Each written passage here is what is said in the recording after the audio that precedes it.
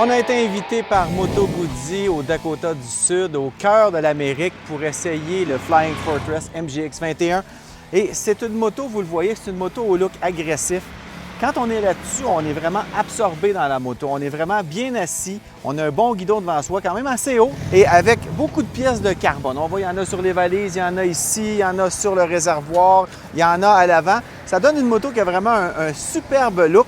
Aussi, remarquez la roue en avant qui est presque pleine. On a tenté de faire une roue pleine, mais selon les ingénieurs, c'était pas assez efficace, pas assez stable à haute vitesse. Donc, on a mis une espèce de couvercle qui fait qu'une roue qui a quasiment l'air pleine.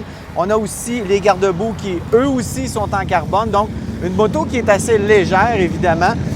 C'est une moto qui réagit très bien, même dans des courbes comme ici, dans les Black Hills. Et avec une moto de ce genre-là, habituellement, on est un peu handicapé par la longueur de la moto, par l'angle de chasse avant.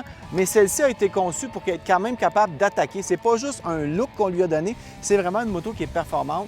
1400 cc. Donc, pas mal de puissance. On a évidemment le moteur en V typique de Moto Guzzi qui donne un beau look. On l'a accentué avec du rouge.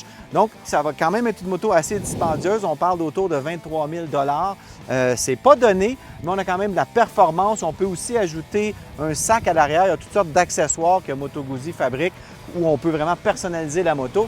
Et qui dit bagger dit aussi un véhicule de plaisance pour se promener, écouter de la musique. On a évidemment muni le pare-brise à l'avant de gros haut-parleurs. Ce n'est pas un système de son qui est très fort. J'ai vu des plus forts sur, par exemple, le Goldwing de Honda. Mais pour se promener ici, pas trop vite, on entend bien la musique, on a des contrôles au pouce.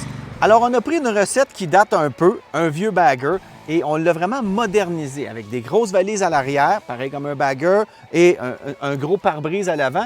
Mais on est venu ajouter des accents de carbone, des lignes modernes aussi. On a Miguel Gallucci, qui est un grand designer de moto, qui a été engagé chez Guzzi pour dessiner ces motos-là. C'est vraiment à l'italienne, un beau design partout jusque dans les moindres détails. Et c'est une moto qui est confortable à rouler longtemps. Dernièrement, j'ai essayé la Audace de Moto Guzzi, qui est une moto un peu plus agressive, je dirais vraiment une moto presque de drague. Mais celle-ci, c'est pour faire du cruising avec toute la puissance nécessaire. On a évidemment des modes de puissance, le mode pluie, le mode tourisme et le mode veloce, qui est vraiment le mode puissant. Donc, on peut s'amuser assez ferme. Ce que j'en ai pensé, c'est une moto confortable, performante, qui va vous permettre de faire de grandes randonnées. C'est pas juste un look bagger, c'est le thinking bagger qui est derrière ça. Donc, deux motos confortables pour cruiser en campagne, pas trop vite, ou si on veut s'amuser fermement, là, on a quand même pas mal de moteurs. C'est pas une moto sport, faut pas se tromper, mais c'est une moto confortable qui n'a pas juste un look, qui a aussi la performance qui vient avec. Alors, chapeau Moto Guzzi, moi, je l'ai beaucoup aimé.